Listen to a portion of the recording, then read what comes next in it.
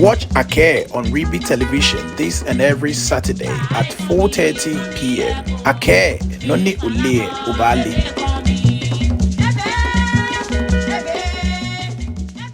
Yo be abadabi ni asmoye Reeby multimedia no. Me a wo fan wo afi beneke abi wo fan wo shin wo ye. When Akee take boni wo fan wo le ni bi ni onu ni onu shin Akee boti omi. Ni ira ni una asisi no mo togba. When me na Akee dromo na wo ye Teshie ni amle. Ka wo fan ba le bi na Teshie ko e mama papa ebu. Inti job Teshie me akona asasa fe ina when ato walume ko me ye ni Okang machine no me yo be ani womba ode manage no Oblahii we me hanye afi yo afi na bana wo fe afi benekaji abi wo fe wo hye wo ye na kan no mo ya hye ba me wanya wo gbe ke omlencho yo acho mi Nii Adjetey Din kenkan money ato enumo Nmashie woku ami no Nmashie woku ma to Akee namo ato mi Oblahii Mantse enumo Nmashie woku ami yo ba abadabi wo ke no Nmashie woku ami Oblahii fe ame Mantse ji money mene wo ke na sasana gba ne no mo ya hye ba mi kaji okonye wo ma mi mene atoto elum baba o ke ne bi shime ba shi ani ni Okang machine no mi yen pa ko ato ekokura alo ato ekomo tani bo do na eso no oyiwa don ife akeke ma yu nke Nii Adjetey Din kenklen money ato kaji oba numo Okang machine no mi ato ko Oblahii Mantse sika wa ba ko bia na ma eda inu chumo fe afi Oblahii anu chumo we balake sana ha wo higbe koni wonye wonye me anye national chemes ma ga msmo amesma ka me ke Oblahii national ni bega be na fe mi foke ha ekomefie mu o cheme to be ake wo akeshi amena no ko ye mi sana ha mi egbeko koni ba president man bi anya ko no ni yomi we na he wona to no Nmashie Oblahii Mantse ni je kenklen money anya awu yo ni mabia gashi mene Oblahii Mantse alo no amanyeme na to shen ko me ye ka to aka won to mene ko ni mini ya do mo shen ye wo spon ko na ya kura ko won to mene ni ke asmashi ko aya to ha wo ani obada o ha no poten ni yimbe je jo na mesusu na me ka wo bi lu ne ese sane wo to le Oblahii Mantse yo oyiwa don be pia iswanu wasane gba afia ke wo property na ke shin wo hana to mi da bi da if aga ko hie fun Teshie sane here wo no fia na fe nyonyo wo ni bi kwagin etise ni ka awie nu mo Nmashie no Nmashie ji no cheke ha ma wo na ha shi ni mi helish ake no ke lo ba fiti ejo ichomi ma ba je se ejo wo nu mo Nmashie ihe meji ya hu wole na ibashi wa fia ka sana metomi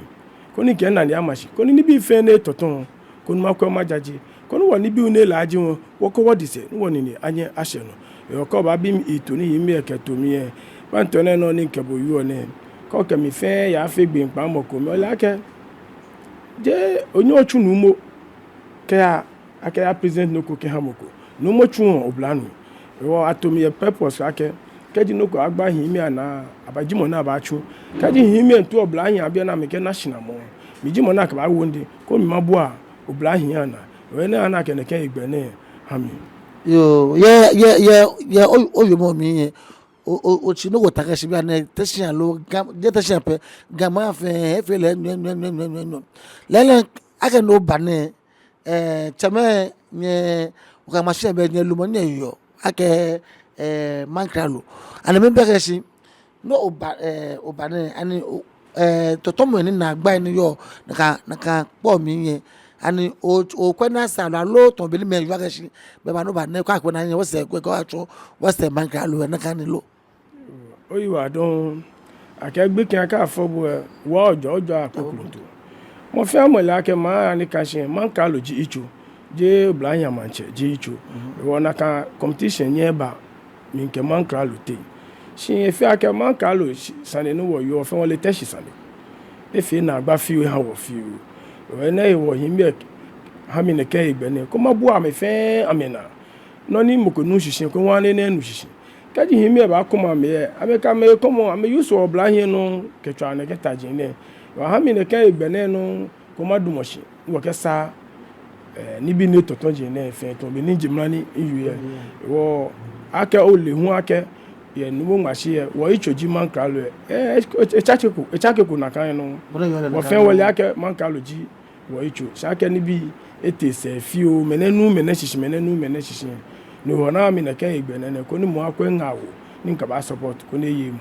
yo beta mani wo ni eyegbe ke ekele husuna na yo take mo ko husunu ake ilaga shi mo fa mo nji e mankalo shishi wo lawo ye egbe ye to gba shi ni ma bere shi Oblahii Mantse obo Oblahii jibo ke be mi na ka wo mi ne ani o na le mle alo no fe no emi ewa mo oyiwa don wa keji nke bo ake ina le mle o mi male noko be na le mle o be pie sebi ake wa fe gbeme ade se lo kela ka ba wono bo na ake na ka ji bin bible eke shi wo kan ni ka overcome wo keji utashi okweteshi na agba Teshie etese mi no Teshie etese Teshie ni observe ni bi enyoko ake ekomefe mu ni be wotin ni mo fia mo la ke gan kopa na no ni mo yeli sane fe na agba wa la ke na ekomefe mo be ni ho ani ni mo yeli sane fe na agba yo na eche no je no ko ni ake ni nne le umu ake ekomefe mo be mu ncho na kan the same car no mi shake ni ba mi ni jino ni ma fe ni nke correct mi bua shian fe shian na ko wonye wono fia na fe ekome kaji won helaye bo lo na echofa eche no ke se efu skejo na achofa papa na kecha a trial chofa je baba o ake still ko he aba ni bo be na ba ka na achofa yo wa engo o wala shake ni observe ake ekome fe mo jino ni ba anyecha o helanu wo yo Teshie I think ake kaji mo fia mo ni bo mo tu le ba support mo fe mo ke ba shi kon mbe so ake se ba che Teshie ba ko mama ko kwa nebu o noko ni injinshi ni ye mo ke la ke magbina ye no ni wo fio ne yo woni ya do ni wala ga shi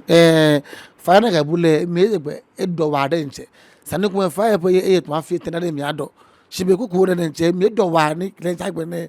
ke ko ni ani be pe ya o na ya ga so noko ne na nku oh to be ni ma jimman yu ake before ma ba na agba jini ka mo shiombo o na si e ko ba si ko bodan oh da bi eshimi shi aka shi ni ma je no ko shishin le nye na egbe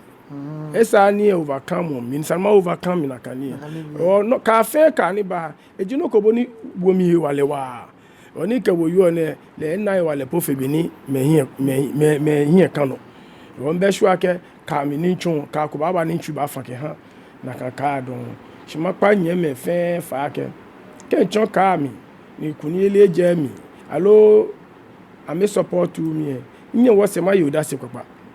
o mi pa nye me fe fa nye me fe ni yo ga dan gbe hela nu wo yo Teshie je Teshie pe won ye ga dan gbe fe kaji wo ka wo ya fe komi ni wa he wo mi ake mo fe mo na ke na gbe ba le wo support le do dan ma ba na ma papa fu sikaji atoma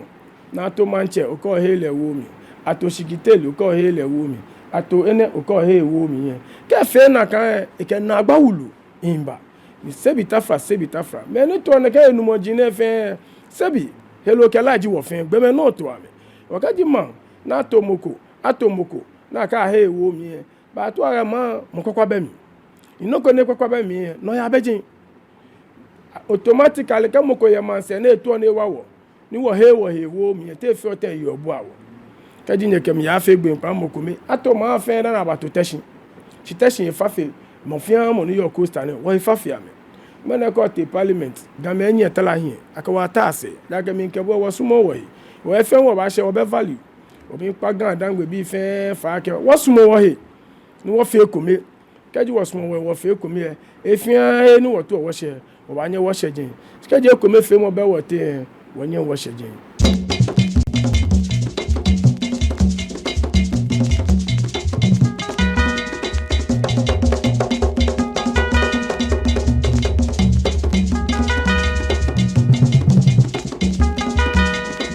Watch Akee on Reeby Television this and every Saturday at 4:30 p.m. Akee Nii Odotei Odoi. Yo, ni Akee ni awobone. Ta won join in people and you can na pai e ko me pe. Dan awobo alo na awobone nto na gba ko be ni o kan pe. Yo, you are not coming beneni mawi. Keke mawi na agba njem no yo ake. Na agba le baba o e ba hu kra wo get court. Shi Akee nke njem no yo ake. He observe wona agbajin omo. Dan na ami neke egbene. Yo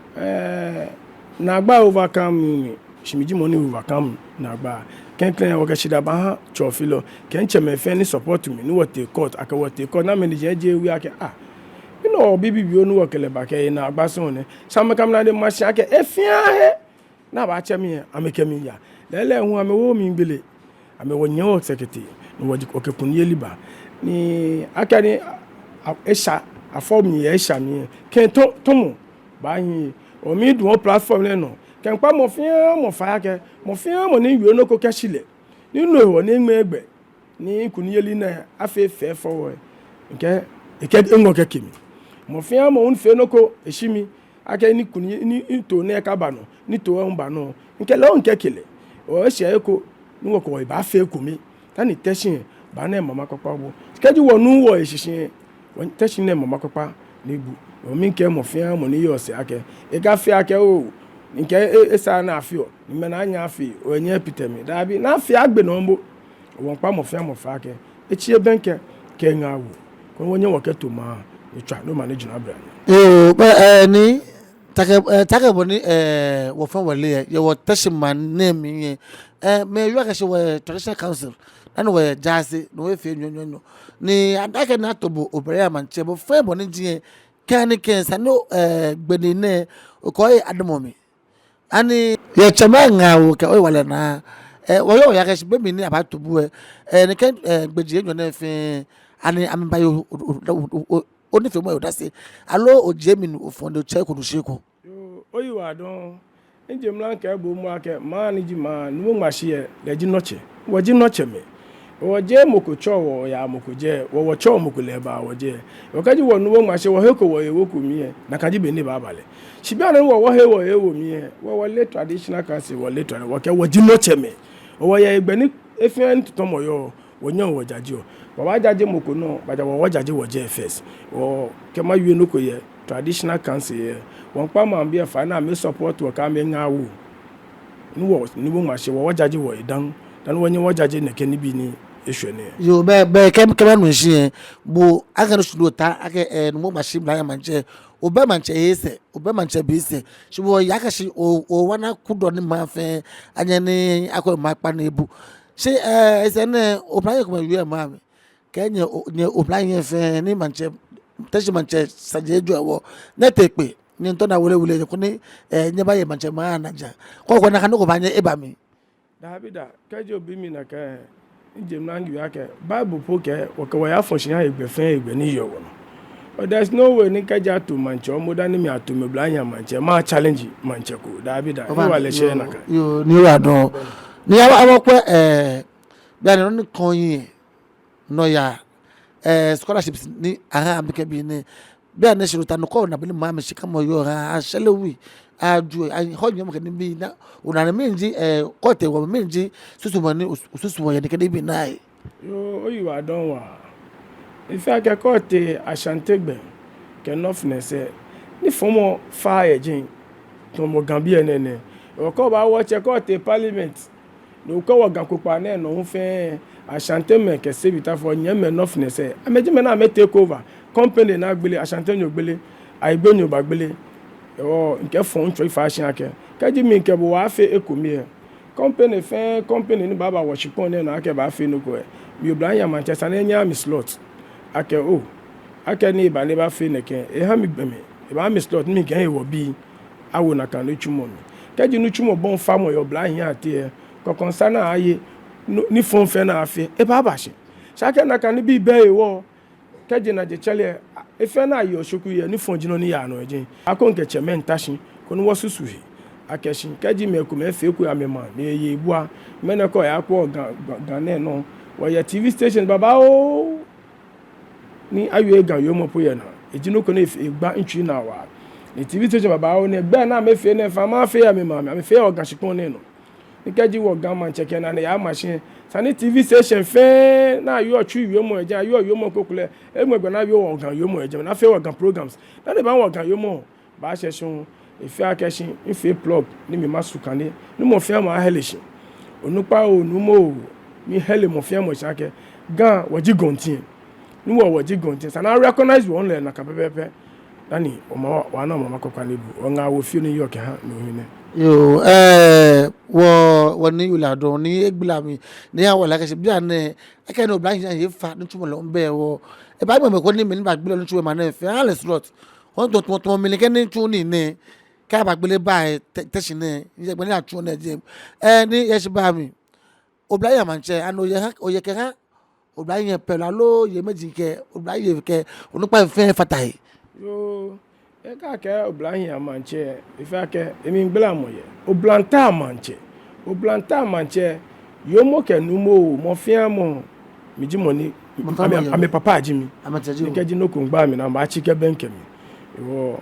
na kaji bi ne yo le abela Akee Oblahii son sho Oblahii Mantse yo nko yo ke nu fe nta be o ka ye to mo yo fa yo kaji yo ko ni so fo no fe yo be to ni Teshie ne Teshie ninja la ne be ke mu ka pa mu ko ni mi to ma UK na ka no ko ba ya ja na ka melo UK sane no wi ne le no ko tumo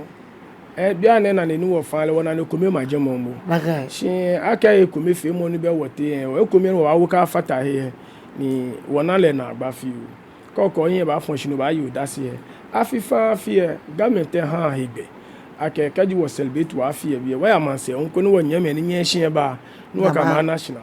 Akee mi nke bo no wo nu wo hye government ele mo ne ke na ka egbe ha Akee ni ba ne ntwa fa Akee ma wi etwa na me he wo mi Akee ni wo ka won komo wo wo ni papa imewo sikaji wo ka wo ya fa ko mi e o wanye wo ya no wo ejino ko ni kan ntwi no mi bo he na ne pofa o mo kaji o ba chi o benke wo cheme ko me ke wo nyeme ko me ma mi ba he gida sakelele Oblahii no ni wo na ehon wo ka egbe ale e ba etwie ni wo npa ye wo fa Akee ka che no da se yeli abon koji kaji nyo nya awa mi ye he be shu Akee ese ba che o no fi oni yo egbe yo be kan na bi fe ni ko wo ye Mantse ke mana mi fe bo ni wo ni eye egbe ke ne e ka ebi ni e check me fe mu ke ha Teshie ma je le pe nya fe agaja tun e da wa de nche ni ta ga bo ni otuyan ko me fe mu tason na o ye nyeme kenke o nyeme ye akoble na wa akoble manye o ye nyeme ya na we anawe manye na wa ka wo Oblahii Mantse ye atriko we awo ko lo ye gbugbe le Oblahii Mantse ne kan gbe me ne family o nyeme ni yo ani no obane ani o ka me national moko alo ametami o ka me national moko ke ha susumo ke ye mai oyiwa don ife Akee enyemi atile ko bi Oblahii Mantse na wo ne le ya support le shi to be no yo keji otemoko yala na efoko onye no afo ke wale na ba to mi Akee ni wo fe nu Nmashie Oblahii Mantse wo ma fe tu no ona ka keji atomoko sanu mo awo ntu no ken yele ke shina moko ke na nkele shina keji le hu ye mi ke ngawo ke wo wanu kwale me ne na egbe na ba ke mi mo ye support ni ke support am si me na ke ko mi then les infan ko he na ni yo no jinu chumo fe ni ka chini gemba machu keji wa he wo he ewo mi o ba chu ke hyehyun keji wo he wo ewo mi wonye wo chu ke hye ego Akee o he mi ewo mi mu ke he ewo mi te fete ma ya no be fete ma mo ko be mi keji o he mi ewo mi mo ma he ewo mi kenke noko ba fo mi wo ko wonye me no fine se ame ye he mo ke ile e chief man afi na yi na fe se mo fe mo ke ile aga chief man ke ni phone no ya fe jo mo wo ya me ga ma na na me ye chief man no pa shi wo ka bule ha wo ka shi wo ha me mo wo no wo shu ame bon ame yi ashi di ke babo e ka wa wo wonye ka wo che ni wo gbe sa Akee ni wo ye cheme na to ame ni wo bibi wo ke je wo he ame wo mi e ji na agba ke ha wo sa ga shi ma no ma shi ji chue bia na to me ye mi ke he mo ke eli nke mo fa ke fe se ba fo anana kan bi e ko don wo sa afiko ba no ba interview mi e ji o dase no ba ya ke lele ni sa file wo chi oben ke ni wie yo moko wo he wo ye shimene ifo dase eli na wie ye efia he o mi pa ji fe 5 me ni ye Mantse o mo fe mo ni ye Teshie ne ke mo fe mo ni yo o fe wo fe ko mi ena ka koso mo dan me wo e shon akoy wale ni supply Ghana ma na efe mi no wo ka yo moko pa ha ma bi na me nya me he wo ke wo mi ni wo je sha ke wo ifa wo nye wo fi sha ke yo wa ni ye mi wo fi ke sheshon na ka no wo ko mo fe ma ke o fi mo e chi etu ka ja awe no ko gbo wo ke chi otu ni obo ni papa awe mo tu ni papa awe mo ji ba hwele no wa no mama kokwa na ewu wo nga wo fi ni yo ni ke mba wo yo mo no na ka no me mas ma bi kaji a to lu mo ko ma mi cheme ko me nyeme ko me ya wo me ko na me ame yo mi ni na ka to we emu ani ni aba tobo ne ke mak ko la ka sawo sia ni yo o ka ma sia sawo fe mi ano o pa na wo wo cheme ko me na me ke je mi ke ha o to we yo oyi wa don kaji akenu mo Nmashie ji chue mo fia mo le akesin into wa afele ojugba afe kusun ye eko na ba ke ba choma bia ke afe na afe okusun ye jemen wo fe okusun ye number 1 ni cheme fe ni sanita shin ametashi na to keji mayue no kofi ma gbele me ajomo mi obranta manche etumo manche na awo wo keji moko ye expectation ake o wona na efe ne je manche na wo ene obranta manche ni ba support himeji ye na kechuni ke moko npa no kogbe ni na ale na kanwe je man klalo jimi shi kusu ni sana afi na afi o man klalo kusu je no na afi kusu ami ke nche moko gbe ni nche moko gbe be mi jie ni ami shi kusu gbe me ni dumo shi na afi o kusu le mi intro challenge aga me no amedumo shi na mi sto kusu ami o moko nye jese ne ke o dabi sana imo na afi je le afi na kanoko be inu mo yeli nem ake nkwa me ko ma no mistake na fear cheme fe shu ake egbe na ke ha mi na gba kokura ka ba o afagbe me ojogba na ama fe kusun ke ha mi o mi bla mo yo ni yo ba woni ha wala ga shi kusu na afeke to Oblahii manche na pe patrole ni ka obo eyo mo fe mi to ye o na ga shi ko me fe mo ke no ya jino ni kan etu no wa denche ni be sa ne ka obo ko mi to ye aye wo gama husu ani na ka no ko egbo to na ejino ko ni kan chu no ni won chu ye ni omo efi aka ne shishinu mo be wote be pi wasanje fe wasanje aka kete court ni kaji bofo government efe constitution aka ke mo kokwe oni no habu o compensate ole kaji wacheme ya he wo mi se bitafo nyame kwani ni na amakwano wo kaji wote wa akọ ase no cheme shita mo jino ni yomi kaji wo ka meti egbin papa na ame he wo ma ka wo jino cheme wo he aka sha meji wo tenant shaka ka won ya wa ya na kan yitu na eke woni bi na fe hangi e court wo no ka wa akwa wo bando sane ne wo ka katamanso bando sane e court wo ka brekusu sane e court fe no wo bando yo wa ya wolo ni chwa wo bando ne shimi nke bonu wo nu wo ishishin yo na atu o mete ye ani bile wo ko mo commission wo keketi keti aka na la aka mete ni wo anya aka ni awedi waka mi oblanta manche nimba nke na Nmashie won ko won correct won be so aka ba che ni ba nu pepa e ko yo vana yo ni oyola don ele qu'est-ce que tu me ka twa de yagbo wa ake ona oyo na che ke ba won na gbe mo no ni yeshi ba mi o le wo bi ai ake no fe oblanta manche ni oye nyeme ye ma mi o le wo bi ai ama dijo ma ne ke ba impa ye fu pa impa ye ne ke fu pa ani oye nga bo ko ba ba yin fe ni o Teshie fe ya ke sin mo kwa ka je ni ami a le bona ale to gba oyo adon ifi ake no ba je oyo mo so bi ma ke na ba to mi na agba lo nke o na agba lo na se kun ni yeli na wo ye mi be mi na ba to mi ha mo fe mo la ke wo ba ro ke mo ko ya competition wo nto chuechu atete ni keji mo fia mo nkwe ngbani njiba ntono no wakamoko komo we imbi fe ke nyame ke ncheme fe ni nyo se nchoso ame yepekokwa na ke abolo mo abiomo anomo dani woba onu woba aka oba chake ni keja na ake won wo ke moko no te fe te ke wo wie to njole moko bo bo tu okoko ihe afoshi lo abi ni wo se shi fe ni jinu Nmashie nu woba ni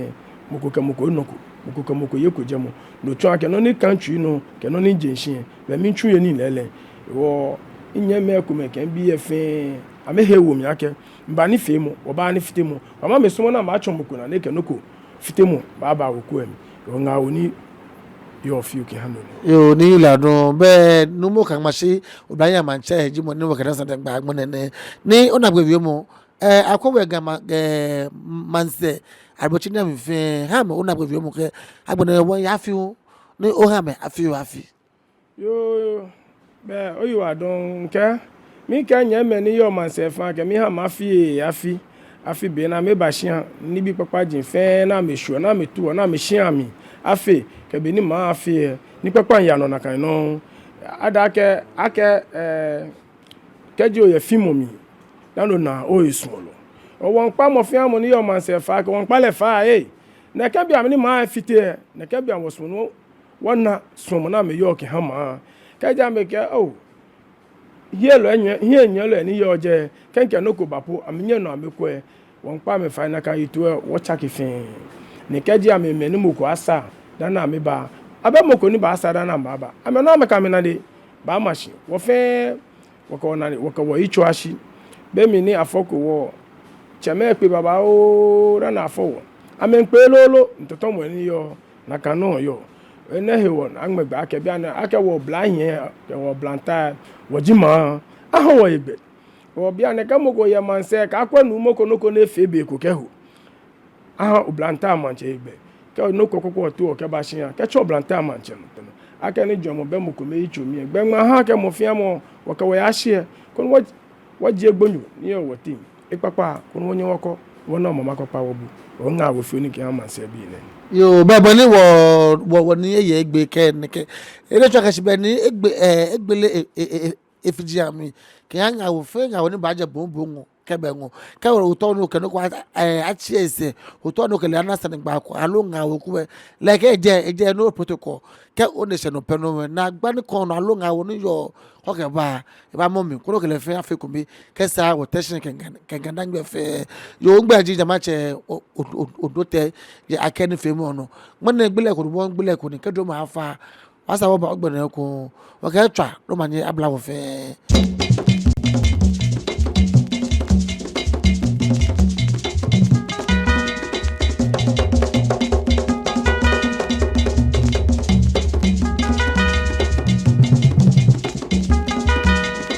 Watch Akee on Reeby television this and every Saturday at 4:30 p.m. Akee, Nii Odotei Odoi.